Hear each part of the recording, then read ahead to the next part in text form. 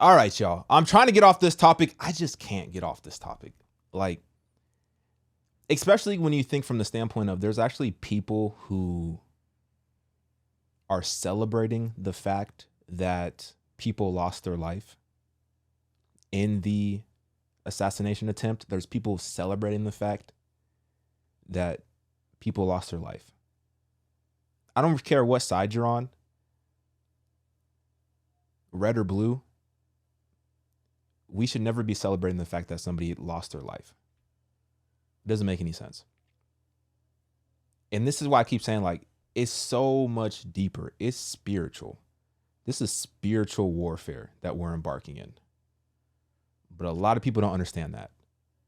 Now, one of the most famous people who was celebrating the fact that people lost their life at the Trump rally is Destiny. Now, Destiny is a streamer, YouTuber.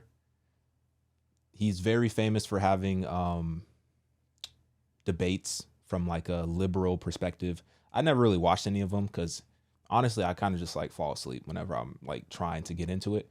But this should be interesting. This is from Piers Morgan. So I guess Destiny was on Piers Morgan. They're having a debate. It's like a 4-person panel debate.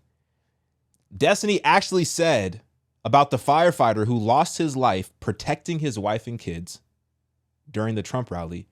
He said, F him. I don't understand how some people have a platform. I don't get it. And I understand everyone is entitled to free speech, but I'm saying from the standpoint of, I don't understand why people follow and support. We should all have the right to speak our mind, but how come there's so many people that follow and support and subscribe to these ideas? It should show you how far we've fallen away from God. But anyway, I don't know what to expect. Let's get into this. This is a clip. This is from TikTok, so it looks kind of weird, but this is how we're going to watch it. So deal with it. Entire cultural machine that has lied. There was an entire cultural... real time. That's it. What? That's why conservatives deserve absolutely zero sympathy. You sound almost gleeful, Destin, and I'm sorry. That makes you, frankly, despicable. I'm not going to get on my knees and beg for forgiveness or show sympathy. I'm not asking for that. I'm asking you to condemn what happened as an egregious attack on democracy. Can you do that? No, I won't. No, I won't. You can't do that. You see, so why the hell, frankly, Destiny, absolutely not. why the hell should we listen to a word you have to say? Let me bring in Destiny, because you've been at the centre, as you know, of a massive online response to what you were saying. And I want to go through what you said, and I want to talk to you about this hopefully in a calm manner to try and understand what you were thinking. So on Saturday evening, hours after the shooting, you said, let me clarify, when I say conflicted, what I mean is I lean towards seeing it as a natural extension of the thing Trump and the MAGA kids support. So I don't think I have much sympathy about the attempt enough to chastise people celebrating it. You couldn't find it in your heart to chastise people for celebrating the near assassination of a man who was president of the United States and maybe again? Absolutely not. Conservatives have completely bled that well dry. And the idea that they, after engaging in the most divisive and most extreme rhetoric that this country has seen in recent history, that they would come on and beg for sympathy, that it's escalated into some kind of violent confrontation is absolutely insane. Even the idea right now of saying, well, if you call somebody a Nazi for so long, it's, what do you expect people to do? I grew up listening to Rush Limbaugh call Obama a communist every single day he was on the radio.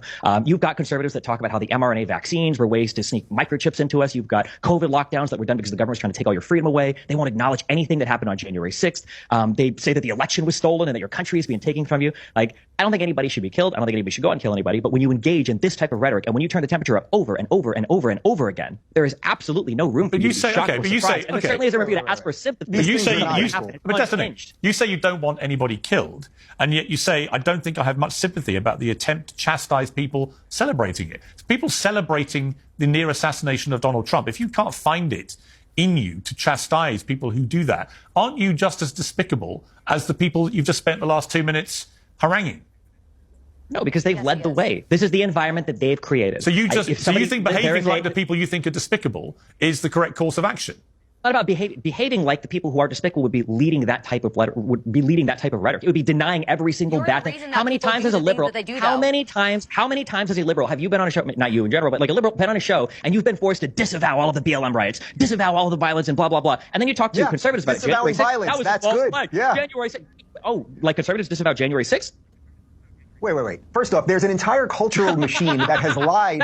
There's an entire cultural... real time. That's it. What? That's why conservatives deserve absolutely zero sympathy for anything that happens as a result of their rhetoric. That's it. It's so easy. Like, it's so simple. I'm not exactly sure what he's talking about, but I would say this is the type of person that the internet has broke their brain, thus leaving them with very little empathy for their co-human. I mean, a good, decent father is now dead because of this. He's had his brains out because he was defending his wife and daughter. I would hope that you have a little empathy for that. Let me jump in there because we have a clip of what Destiny has said about that very thing. Let's listen to this. The dude, the firefighter guy, Trump, people that support him. I just want you to know, okay, just in case you're confused or it seems like whatever. If one of you were in the crowd and you're a conservative fan of mine and you end up, getting blown away, whatever, I'm making fun of you the next day on Twitter. I am 100%. I mean, I got to say, I just found that repulsive. Bro, it's not even that.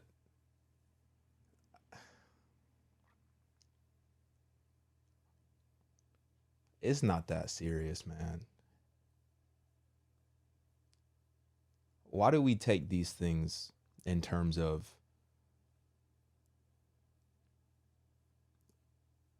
left or right, red or blue, Democrat, Republican? My issue is the people who take that identity and allow that to consume them to the point that they develop a literal hatred for other people on the basis of differing beliefs. And this is why it's important.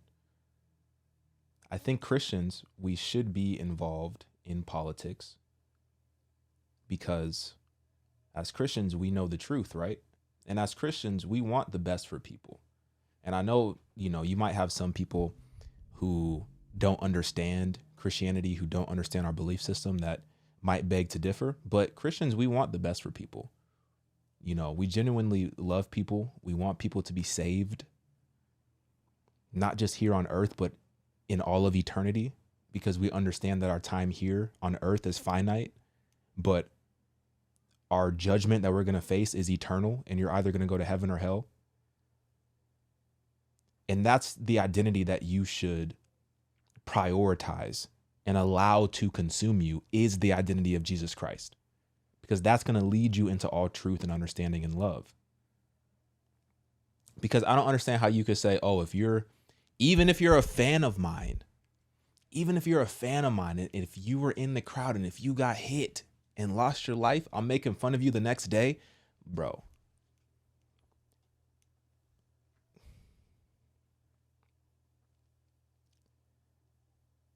Makes no sense to me. I wish that there is no room. There is no room for the hand wringing, and I will not participate in this anymore. It's not hand wringing. The hand wringing. No, it absolutely is. No, it's just that you are positioning yourself. So well. No, but let me explain to you. Conservatives can say anything. No, I'm not a conservative. They can have any conspiracy theory. I'm not a conservative. They can have any plot. They can do anything, and then liberals are supposed to sit here and be like, "Oh my God, it's so tragic." No, Destiny, absolutely not. Let me explain. Absolutely. Let me explain my position, because I'm not a conservative. I'm not on either side in your race, right? Here's what I think about what you did. You'd like to fire off, as you've done so far in this debate, about your fury at how disgusting Republicans are, how inhumane they are, how they never have any empathy, blah, blah, blah, blah, blah, blah, blah. And then you yourself actually are exactly the person that you're describing. You are inhuman. You are somebody who seems almost gleeful that a young firefighter with a family, with a wife and children, who he was protecting as he was shot dead, that he deserved what was coming to him because he went to a President Trump rally, a man who was President of the United States until recently for 4 years and maybe again. You sound almost gleeful, Destin, and I'm sorry. That makes you, frankly, despicable.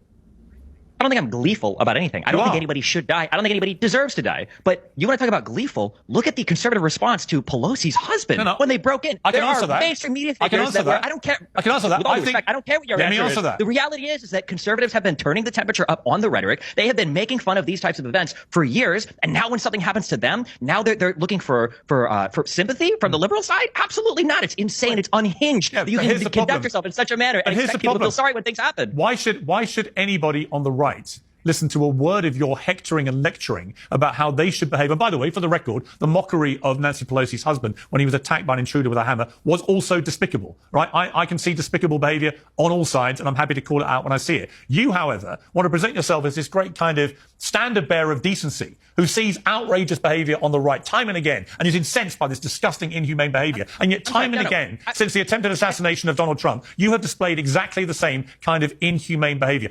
Him about a fireman who is killed because he attends a rally of a guy he wants to vote for. My issue with the MAGA kids is not that they are not empathetic. My issue is that they support a president that led an insurrection against the United States. I'm not here to tone police over their empathy. 80 million people voted for Donald Trump last time around. That's great. 80 million people voted for a guy that tried to insurrect the government, and it looks like they might try to do it again. I mean, like, I don't know what to say. These are the facts on the ground. The idea that so you don't like attacks on democracy. So presumably you would unreservedly condemn the attempted assassination of Donald Trump, because that's one of the most egregious attacks on American democracy in modern times. Presumably, you will take this opportunity, given you are so determined to protect the integrity of democracy, you would find it absolutely outrageous that someone has tried to assassinate a president, right? If the other conservatives on this show want to say that it was absolutely outrageous that Donald Trump attempted to coup the government, then maybe I would. Yeah, no, I'm not going to get on my knees and beg for forgiveness or show sympathy to conservatives. I'm not asking for that. I'm asking you to condemn what happened as an egregious attack on democracy. Can you do that? No, I won't. No, I won't. You can't do that. You see, so why the hell, frankly, Destiny, absolutely not. Why the hell should we listen to a word you have to say about... Why do you think conservatives haven't been listening to a word that liberals have said about anything for 8 years? Right, what do you think why should they? You think if liberals come out now and they go, oh my God, this was so horrible, here's my point. wow, that is true. Charlie, I'll bring you in at the end of this, I promise you, and you'll get a good chance to respond. But here's my problem, Destiny, with your whole position on this, right? Is that you don't actually have anything inside you that you want the other side to have. You don't have any of the empathy. You don't have any sympathy. You don't care that someone tried to assassinate Donald Trump. You don't care that a young fireman with a family was killed in the process. You don't actually. You are not the person you want these other people to be. And all you do is play whataboutery with every question I give you. And I'm just startled. It's not what about it. We're talking about Donald Trump. We're talking about the temperature of this country. But here's a question for the two panelists. What percentage of this event happening was due to Donald Trump's rhetoric? What do they think the answer to that question is? What percentage could it be that the other side, as we've just heard from Dave Rubin, has spent 8 years calling Donald Trump the new Adolf Hitler, a person who was responsible for... Last time I checked, Donald Trump hasn't murdered 12 million people. So much as you would like him to be the new Hitler, he's not. But again, to an impressionable young deranged mind who has easy access to guns, that can be easily interpreted as an existential threat, said President Biden. Somebody that needs to be put in the bullseye, said Biden. Okay, only last week. And guess what? Somebody then comes forward and tries to kill the existential threat. Who was engaged in more divisive rhetoric over the 8 years? If you had to guess, if you had to assign a rough percentage. Again, you're playing whataboutery. Again, you're deflecting. Just as Joe Biden did last night. Just as Joe Biden did with Lester Holt on NBC last night. Every time he was asked, have you done any soul searching about your own rhetoric, your own ill-advised use of language, he deflected it back to attacks on Trump. And you're doing exactly the same thing with Republicans. And I will do the exact same thing. You say Republicans are... You say that they are lacking in empathy. When Donald Trump was saying Second Amendment people could maybe do something about Hillary Clinton. Like, no, it's absolutely deranged. The double standard that's being asked here is insane. And you heard both of them say it earlier. How much did Donald Trump's rhetoric contribute to the current environment? Oh, not much at all. Like, no, yeah, I'm not going to say anything to these people. Of course not. You see, Destiny, I'm unversed in any of the current events that have happened over the last couple of years. First off, politics is downstream from culture, right? And what has happened to our culture in the last 8 years? What has happened to our culture is that the mainstream media has lied about everything, always to the detriment of right-leaning people, whether it is the Russia hoax or COVID or Brett Kavanaugh's a serial Covington kids are racist or Jussie Smollett was hoax, or whether it was very fine people on both sides. Every single lie always goes against right-leaning people. So they are slightly annoyed and distrustful of people like you and other people in mainstream media who lie about literally everything. So literally everything, like biolabs and Nazis in Ukraine, or like... there it is. Yeah, or the fact that COVID lockdowns were going to go on forever, and it was just an authoritarian abuse of power. Or yeah, of course. Like, come on, dude. Conservatives are masters of misinformation, and it's happening right here. All right, let me bring in Charlie. He's been waiting very patiently. Charlie, thank you for being so patient. Things have obviously got quite heated quite quickly. Let me give you your chance now to have your say after what you've been hearing from Destiny. Yeah, well, first of all, Destiny represents to me a certain subsect of the left, I won't call it everybody, who likes to bully others into saying exactly what they want to hear. And if they don't say it, then you all of a sudden are the problem. And they handle it exactly like he's been handling it on the show. It's like a child throwing a temper tantrum. You can't get a word in edgewise. They just kick and scream and yell until you ultimately say, I've had enough. Just say what you want to say and back down. And that's exactly what we see. Entire cultural. Do we want to watch part two? This is why I say, and y'all gonna get mad at me because you say, Nick, you keep going back and forth. But this is why I be making comments like, man, I don't even know if I want to vote, because it's like, bro, y'all are just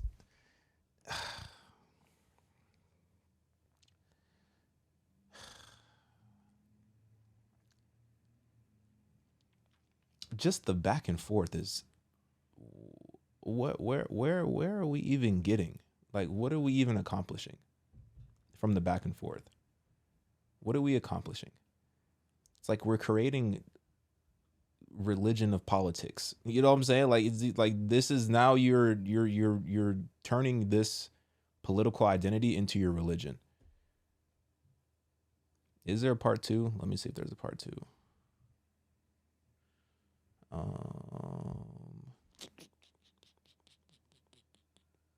This is part 2, I think. A lot of times from people on the left. And it infuriates me, because just like we saw on Saturday with the near assassination of Donald Trump, which that is exactly what it was. It was an assassination attempt. Yet we have, Dave, like you mentioned, all of the mainstream media putting out egregious headlines such as from CNN, Trump removed from stage by Secret Service after loud noises startles former president and crowd, which completely...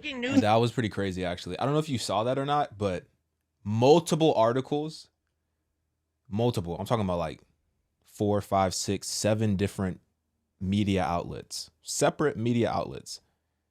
They didn't mention anything about the shooting. They didn't mention anything about the assassination attempt. They literally said loud noises. They said Trump was removed from stage after loud noises. I don't know why. Just call it what it is. Just say what happened. Bro,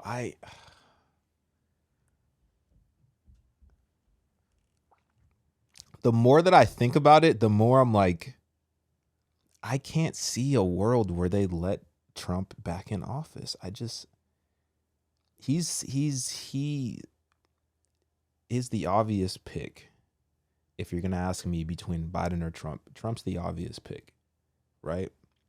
And I'm not even going to act like, I don't remember the last time. When did I vote last?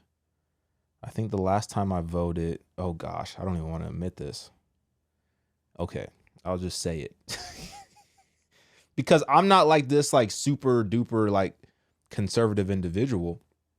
I've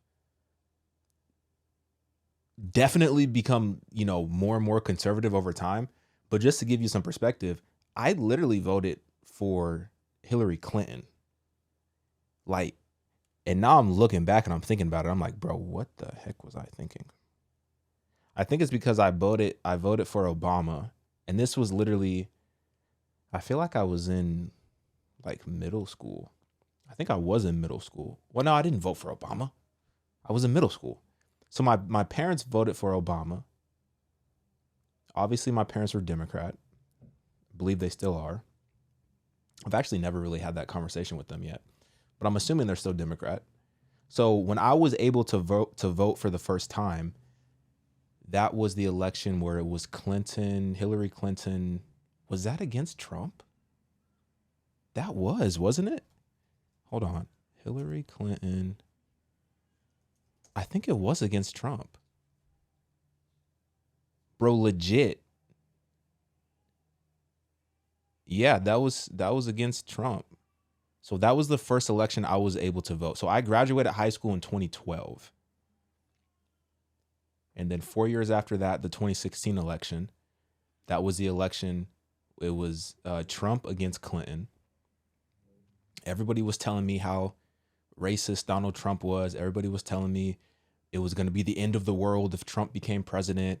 All these people were saying like, yo, we need to go move to Canada and all this type of stuff. And I was like, I don't really know what to think, because I wasn't really into politics. I wasn't even, I don't even really know if I didn't have a relationship with God. Like, I knew of God, but I didn't have a relationship with God. And I was just like, all right, everyone's telling me to vote this way, my friends, my family, so I'm just going to do it. Wasn't even really thinking. And Trump said some wild things, without a doubt. He says some crazy stuff. And he still does. But I don't see how you could say that what the Democrats are doing right now is the best option for the country. I don't see how that fits into the equation. If we're talking about the well-being of people, I just don't see how that fits into the equation. And you can disagree with me if you want to, but like I said, I'm not cemented on either side. I literally just told you I voted for Hillary Clinton. I'm not cemented on either side. I'm just trying to figure this out and discern this from a spiritual standpoint as a Christian, and I'm trying to make the right decision, you know? So represents their thinking, their ideology. Okay, I don't think I can take too much of that. I can't take any more, bro. I can't take any more. I can't take any more. I can't take any more, bro.